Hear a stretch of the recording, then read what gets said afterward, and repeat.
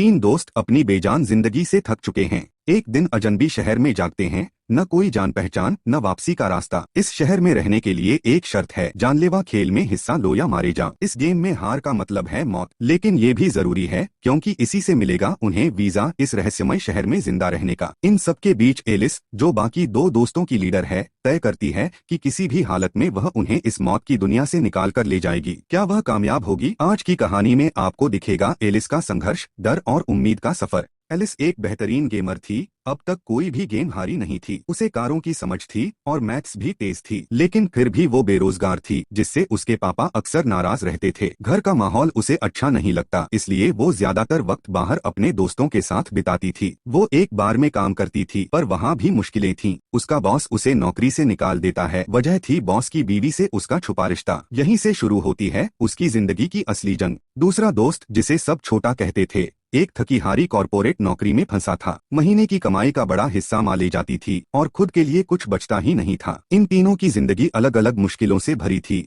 लेकिन जब साथ होते तो सब भूल जाते। हंसी, बातें और थोड़ी मस्ती उन्हें पल भर के लिए सब दर्द से दूर ले जाती। एक शाम सिगरेट पीते हुए उन्होंने मजाक में कहा, काश कोई ज़ोंबी अटैक हो जाए, सब कुछ रीसेट हो जाए। फिर वही जोश में वे सड़क पर झूमते हुए अपनी थकान भुलाने लगे। एक पल की मस्ती ने भारी मुसीबत खड़ी कर दी। एक कार टकरा गई और पुलिस पीछे पड़ गई। भागते भागते वो एक पुरानी बिल्डिंग के वॉशरूम में छिपे। तभी बिजली चली गई और चारों ओर सन्नाटा छा गया। जब बाहर आए तो नजारा चौंकाने वाला था। पूरा शहर वीरान था। कोई इंसान नहीं, कोई आवाज नहीं, बस अंधेरा। मगर उसी बिल्डिंग के बाहर रोशनी थी। जिज्ञासावश जब अंदर पहुंचे तो सामने लिखा था गेम एरिया। आगे बढ़ते ही एक दरवाजा दिखा, जिस पर लेजर लाइट चमक रही थी। वहीं ढेर सारे मोबाइल फोन रखे थे और यहीं से शुरू हुआ असली खेल। जैसे ही उन्होंने फोन उठाए, स्क्रीन अपने आप अनलॉक हो गई चेहरों से। हर फोन पर एक काउंटडाउन शुरू हो गया और गेम के अजीब से नियम सामने आने लगे। तभी एक रहस्यमय लड़की प्रकट हुई, जो इस अजीब दुनिया में पहले से मौजूद थी। उसने छोटे भूत का आईडी कार्ड उठाया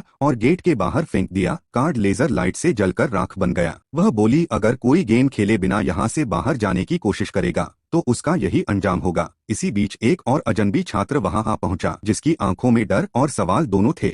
गेम की शुरुआत हो चुकी थी। पहला राउंड था डेड और अलाइव। लेवल था 3 ऑफ क्लब्स। वे एक अजीब कमरे में लाए गए, जहां सामने दो दरवाजे थे।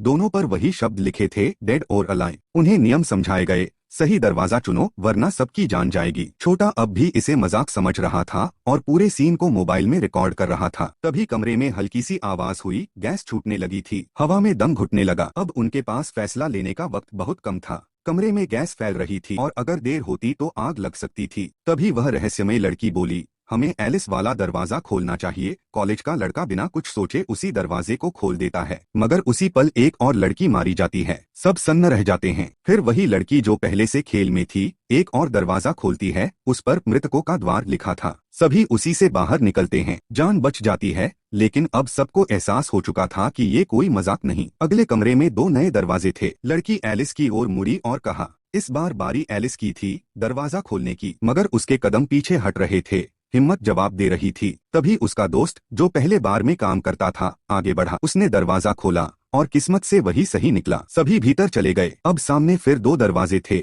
एक सही एक गलत। उसके दोस्त ने एलिस से कहा, अब तुम्हें दिमाग लगाना होगा। एलिस को अचानक कुछ याद आया। जब वो इस बिल्डिंग में दाखिल हुई थी, उसने एक नक्शा देखा था। उसमें 7 कमरे थे और बाहर निकलने का रास्ता इन्हीं दरवाजों से होकर गुजरता था।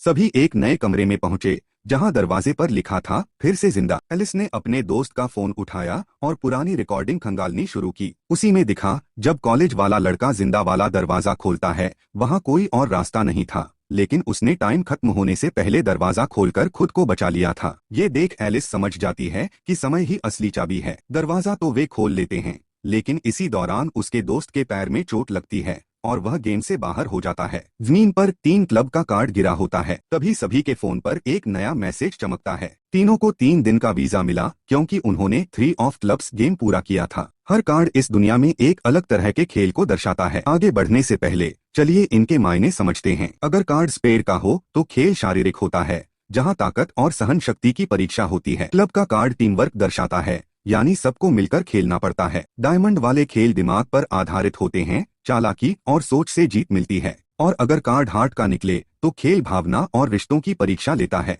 अब तक वे वीजा की सच्चाई को पूरी तरह नहीं समझ पाए थे, लेकिन तब उन्हें झटका लगा। जब एक अजनबी के सिर पर अचानक लेजर लाइट पड़ी और पल भर में उसकी मौत हो गई। यही उन्हें समझ आया कि वीजा सिर्फ वक्त है और वक्त खत्म होते ही मौत तय है और नया वीजा सिर्फ मौत के खेल जीतकर ही मिलेगा। थके और घबराए तीनों एक पुराने घर में पहुंचे जहां कुछ देर सुकून मिला। एलिस का दोस्त घायल था, पैर में चोट थी और उनके पास सिर्फ 3 दिन थे। तभी अचानक एक पुराना रेडियो बजने लगा जबकि बाकी सब डिवाइस बंद थे। जिस लड़की ने सबसे पहले उन्हें रास्ता दिखाया था अब वह अपनी कहानी सुनाती है। वह यहाँ 3 दिन से फंसी थी और 2 खतरनाक गेम खेल चुकी थी। सब बैठकर सोचते हैं कि आखिर ये शहर अचानक इतना खाली कैसे हो गया, सब लोग कहाँ गायब हो गए। इस बीच एलिस एक फैसला लेती है, वह आज रात एक और गेम में हिस्सा लेगी अपनी दोस्त के साथ। उसे उम्मीद थी कि अगर गेम में कोई डॉक्टर मिला तो वह घायल दोस्त का इलाज कर सकेगा। दोनों उसे उसी लड़की के पास छोड़कर निकल जाते हैं अगले खेल की तरफ, फिर एक नई दहशत की ओर।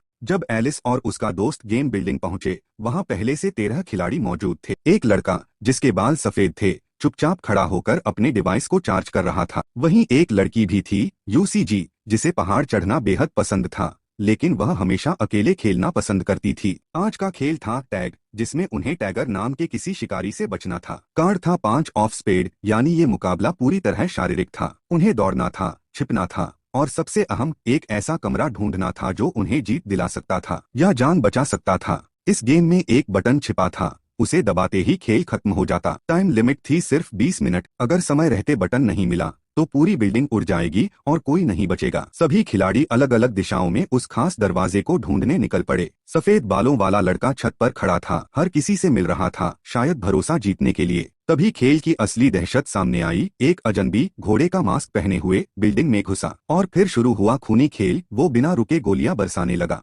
एलिस टैगर की हरकतें गौर से देखती है और समझ जाती है उसका मास्क उसकी दृष्टि को सीमित करता है। वो सिर्फ सामने देख सकता है, किनारों पर नहीं। वो तुरंत बाकी खिलाड़ियों को यह जानकारी देती है। इस बीच यूसीजी पाइप पकड़कर ऊपरी मंजिल पर पहुंचती है और दरवाजों की तलाशी में लग जाती है। वहीं उसकी मुलाकात होती है एगोनी से, एक शांत लेकिन मजबूत खिलाड़ी जिसकी कलाई पर अजीब सी घड़ी बंधी होती है। वो अपने साथी से कहता है, तू उसे नीचे लाने का काम कर, मैं छुपकर इंतजार करूंगा और जैसे ही मौका मिलेगा काम तमाम कर दूंगा। गोलियां खत्म होने का इंतजार उसने चुपचाप सहकर किया। दर्द ने उसे रोका नहीं बल्कि और मजबूत बना दिया। जैसे ही हमला थमा वो पलटा और सामने वाले को गिरा दिया। फिर उसने एक गैस डिवाइस फेंका टैगर को कमजोर करने के लिए। दूसरी तरफ एलिस की नजर एक दरवाजे पर पड़ी, उस पर दर्जनों गोलियों के निशान थे। उसने सोचा अगर ये खाली होता तो इतने वार क्यों होते। सफेद बालों वाला लड़का भी उसकी सोच से सहमत हुआ और दोनों अंदर गए। लेकिन वहां उन्हें एक और खतरा मिला और इस बार लड़का खुद आगे बढ़ गया।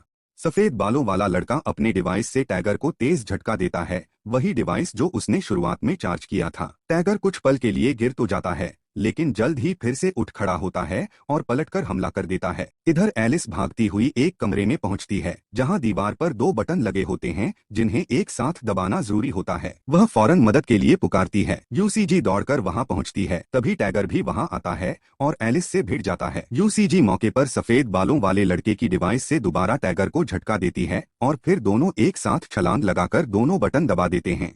वक्त खत्म होने ही वाला था मगर दोनों ने बटन ठीक 1 सेकंड पहले दबा दिया। खेल थम गया। टैगर जमीन पर गिरा और जब उसका मास्क उतरा तो सब चौंक गए। वो कोई आदमी नहीं बल्कि एक महिला थी। असल में वह भी एक खिलाड़ी थी जिसे बाकियों को मारने का काम सौंपा गया था। एलिस की नजर उसकी गर्दन पर पड़ी, वहां एक पट्टी बंधी थी जो कुछ ही देर में फट गई और वह वहीं गिर पड़ी। इसके बाद एलिस और उसकी दोस्त वॉकी टॉकी से संपर्क करते हैं। उन्हें अब एक बीच खोजनी है। सफेद बालों वाले लड़के को उस महिला से एक कागज मिला जिस पर कुछ रहस्यमयी पंक्तियां लिखी थीं। सफेद बालों वाला लड़का वो कागज अपने पास रख लेता है। जब सभी वापस घर लौटते हैं तो बैठकर उस मिशन पर चर्चा करते हैं। तभी एलिस का दोस्त जो पहले बार में काम करता था उन्हें वॉकी टॉकी पर सुना गया मैसेज दोहराता है। इस बीच उस लड़की का वीजा लगभग खत्म होने वाला था जो उस लड़के के साथ थी। अब उनके पास एक ही रास्ता था, अगला खेल खेलना। इस बार का नाम था छुपन छुपाई। नियम सीधे थे, सबको छिपना था और एक दूसरे को खोजकर बाहर निकालना था। खेलने से पहले उन्हें खास हेडफोन और चश्मा पहनाया गया और खेल शुरू हो गया। जैसे ही उन्होंने चश्मा और हेडफोन पहना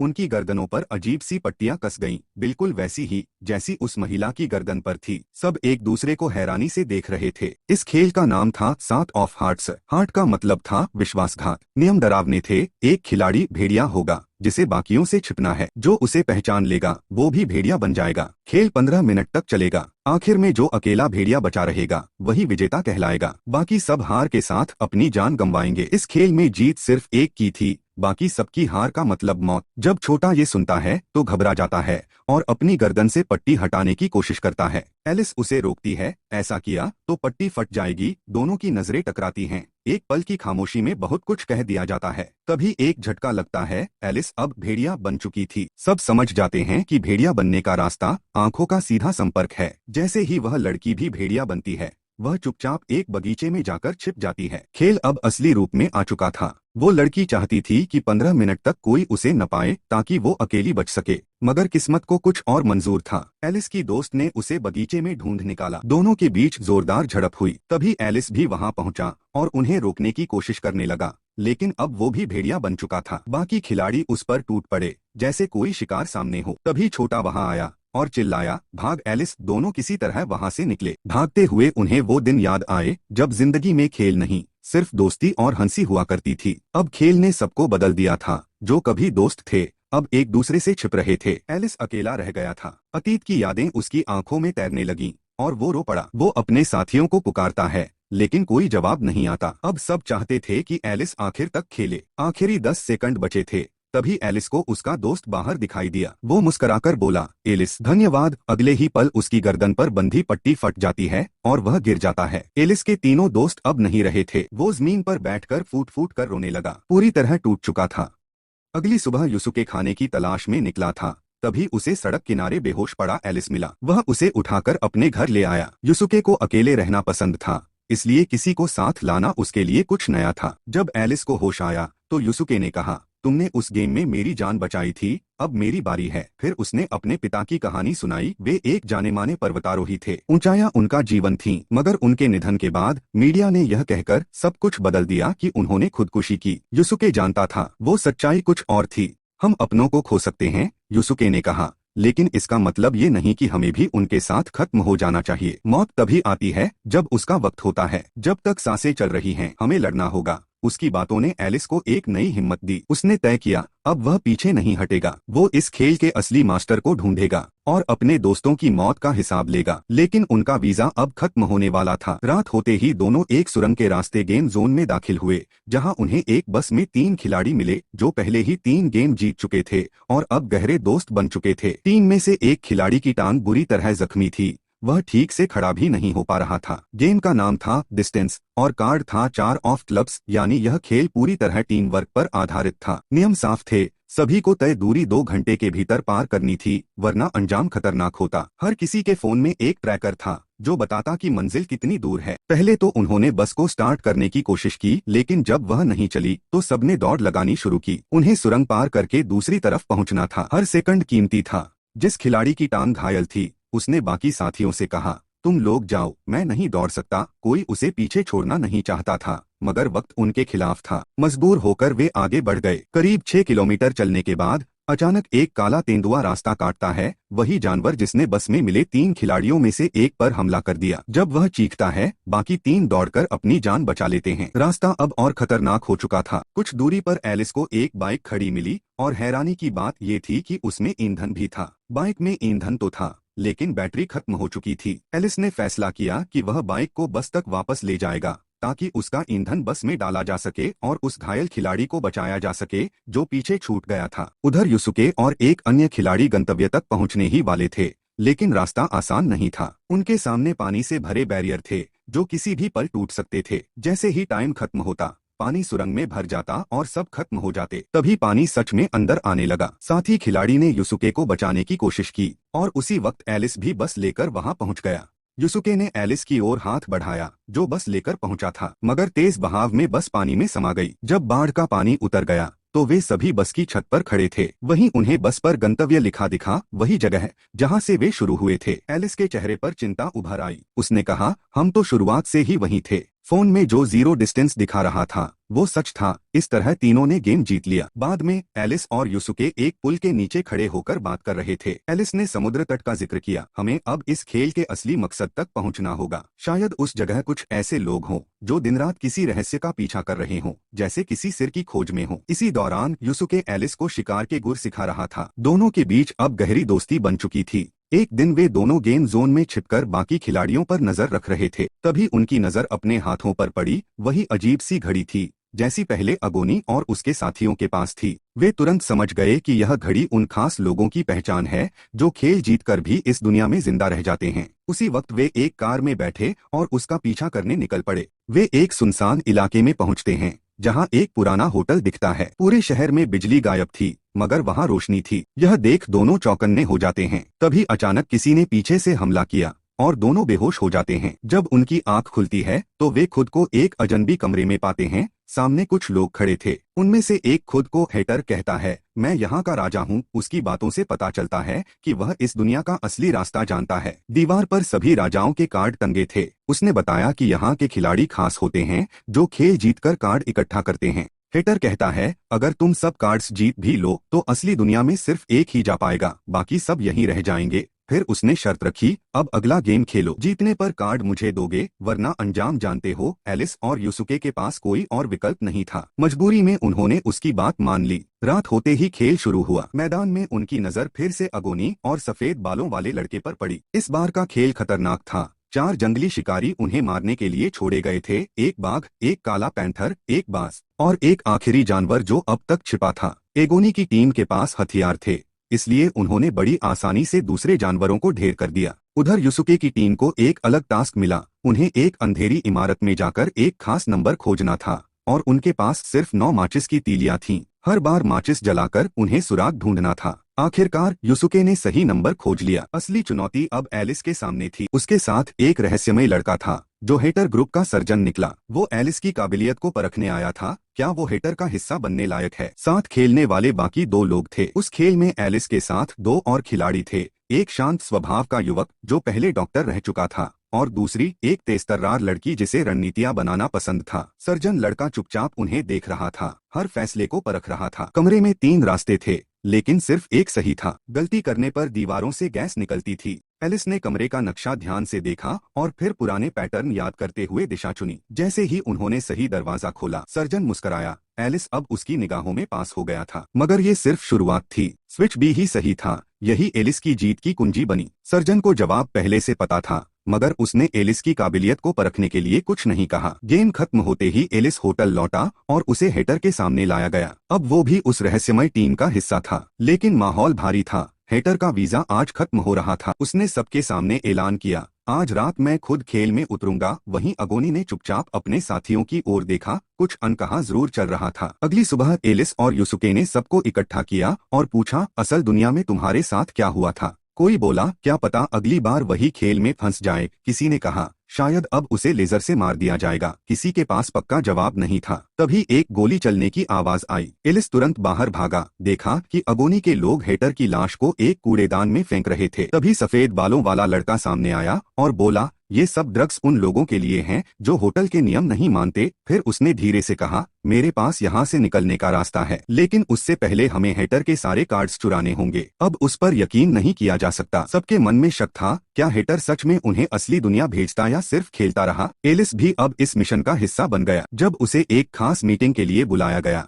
तो वहां जाकर पता चला हेटर अब इस दुनिया में नहीं रहा। अगोनी ने बताया कि वह पिछले गेम में मारा गया था। उसकी मौत के बाद अगोनी ने खुद को नया राजा घोषित कर दिया। ये सुनकर हर खिलाड़ी हक्का बक्का था। एक डर, एक खालीपन सबके चेहरों पर साफ झलक रहा था। तभी सफेद बालों वाला लड़का एलिस को चुपचाप अगोनी के कमरे में भेजता है कार्ड चुराने। वह धीरे से पासवर्ड भी बता देता है। सायरन तेजी से गूंजने लगी। सफेद बालों वाले लड़के ने सही पासवर्ड दिया था, लेकिन एलिस गलती से गलत लॉक तक पहुंच गया। तभी अगोनी के आदमी उसे घेर लेते हैं और मारना शुरू कर देते हैं। दूसरी ओर अगोनी एक हिरन की पेंटिंग के सामने खड़ा था, शांत मगर सतर्क। यही देख सफेद बालों वाले लड़के को समझ आया कि असली तिजोरी उसी पेंटिंग के पीछे छिपी है। वह चुपचाप वहां पहुंचा, कार्ड्स निकाले और अपने बीमार दोस्त के साथ होटल से बाहर निकल गया। लेकिन उसका मन होटल में फंसे एलिस को लेकर बेचैन था, क्योंकि उसका वीजा अब खत्म होने वाला था। होटल की छतों पर लाल लेजर चमक रही थी। इसका मतलब साफ था, आज का गेम इसी होटल में होने वाला था और अब यहाँ मौजूद हर शख्स खिलाड़ी बन चुका था। तभी एक आवाज गूंजी, सभी को नीचे बुलाया गया। वहाँ एक लड़की की लाश मिली, किसी ने उसे चाकू से बेरहमी से मार दिया था। तभी सबके फोन पर एक मैसेज आया, इस हत्यारे को ढूंढो और 2 घंटे के भीतर होटल से बाहर जलाओ, तभी ये खेल खत्म होगा। इस गेम का नाम था विच हंट। डर के मारे हर कोई शक करने लगा और धीरे धीरे दोस्त ही दुश्मन बनने लगे। लोगों ने शक किया कि मारी गई लड़की की सबसे करीबी दोस्त ही हत्यारी है और उसे आग के हवाले करने लगे। तभी सर्जन लड़की बीच में आई और सबको रोक दिया। माहौल तना हुआ था। तभी अगोनी वहां पहुंचा और अपने आदमी से कहा, सबको खत्म कर दो, कातिल इन्हीं में है। अगर वो मारा गया तो खेल भी खत्म हो जाएगा। पूरा होटल दहशत में था। उसी वक्त यूसुके ने एलिस को ढूंढ लिया। सर्जन लड़की ने मृत शरीर की जांच शुरू की। उसकी आंखों में कुछ था और हाथ में चाकू के घाव का कोण अजीब लग रहा था। हम में से कोई है जो इस गेम का हिस्सा रहा है, जिसने गेम मास्टर को हमारी सारी जानकारी दी, किसी ने कहा। यह सुनते ही एक आदमी भड़क उठा और सफेद बालों वाले लड़के पर बंदूक तान दी, लेकिन लड़के ने उल्टी फ्लेयर गन से जवाब दे दिया। उधर सर्जन लड़की को भी असली कातिल का पता चल चुका था, लेकिन वो कुछ कह पाती उससे पहले ही कुछ लोग आकर उसे बेहोश कर गए। एगोनी ने सबको बुलाया। तभी एलिस ने कहा, तुम ही कातिल हो। एगोनी मुस्कुराया, हाँ मैंने उसे मारा। लेकिन एलिस शांत रहा, नहीं तुम झूठ बोल रहे हो, असली हत्यारा कोई और है। लेकिन तुमने हेटर को मारा, एलिस ने कहा। एगोनी चुप रहा, फिर बोला, उसका दिमाग खो गया था। वो इस खेल के लिए किसी भी हद तक जा सकता था, लेकिन वो मेरा सबसे अच्छा दोस्त था। मैं उसे खोना नहीं चाहता था। यही वजह थी कि एगोनी ने खुद ही उसके अंत का फैसला किया। अब उसे लगा कि सब उसकी मौत के दोषी हैं और उसने होटल में नरसंहार शुरू कर दिया। एलिस ने कहा, हम अभी भी गेम मास्टर के जाल में हैं। ये खेल अभी खत्म नहीं हुआ। तभी मृत लड़की का दोस्त बोला, उसने खुद को मारा था, ये साबित करने के लिए कि असली दुश्मन हमारे बीच ही है। सर्जन सब सुन रहा था। मैं ही वो डीलर था जो गेम मास्टर से मिला था, उसने कबूल किया। लेकिन उसके शब्द खत्म होते उससे पहले ही आसमान से लाल लेजर गिरी और वो वहीं ढेर हो गया। तभी अफरा-तफरी में एक शख्स गोलियां चलाता हुआ आया, मगर एगोनी ने झपटकर उसे आग में खींच लिया और खुद भी कूद पड़ा, सबकी जान बचाते हुए। अंत में सभी ने मृत लड़की के शव को आग के हवाले किया और गेम खत्म हो गया। होटल धधक रहा था। लोग खामोशी से बाहर निकलते रहे। कहीं दूर सफेद बालों वाला लड़का छाया में खड़ा था। उसके पास अब 10 ऑफ हार्ट्स था। उसे सिर्फ एक फेस कार्ड की तलाश थी। अगले दिन एलिस उस लड़की का पुराना वीडियो देखती है जिसमें वो कहती है, मैं गेम डीलर हूँ, मुझे हर खेल का अंत पहले से पता होता है, लेकिन खेल रोचक रहे इसलिए मुझे ये सब करना पड़ता है। वीडियो में लड़की बताती है कि जिस दिन उसने अपनी पहचान उजागर की वही उसका आखिरी दिन था। वीडियो में एक लोकेशन दिखती है, एक बेस। एलिस वहाँ पहुँचती है जहाँ चारों तरफ लाशें बिछी थीं। तभी सफेद बालों वाला लड़का आता है और वही कागज दिखाता है जो उसे उस महिला की जेब से मिला था, लक्ष्य के नाम पर लिखा हुआ। असल में वो कागज एक नक्शा था, उसी जगह का जहां वे खड़े थे। एलिस अभी कुछ समझ भी नहीं पाई थी कि अचानक स्क्रीन पर रोशनी फैल गई। सामने एक औरत दिखाई दी जो कभी गेम मास्टर की टीम में थी। उसने एलिस को सभी कार्ड इकट्ठा करने पर बधाई दी और कहा, अब तुम अगले चरण में हो जहां तुम्हें एक फेस कार्ड मिलेगा। जैसे ही वे बिल्डिंग से बाहर आए उन्होंने देखा कि शहर के ऊपर एक विशाल बैनर लहरा रहा था, उस पर किंग का चिन्ह था। अब सवाल बस इतना था, तुम्हें कौन सा गेम सबसे ज्यादा पसंद आया? तो अब फैसला तुम्हारा है, तुम्हें सबसे दिलचस्प खेल कौन सा लगा? नीचे कमेंट में जरूर बताना। और फिलहाल इसी के साथ ये सफर यहीं थमता है। हमारा सीजन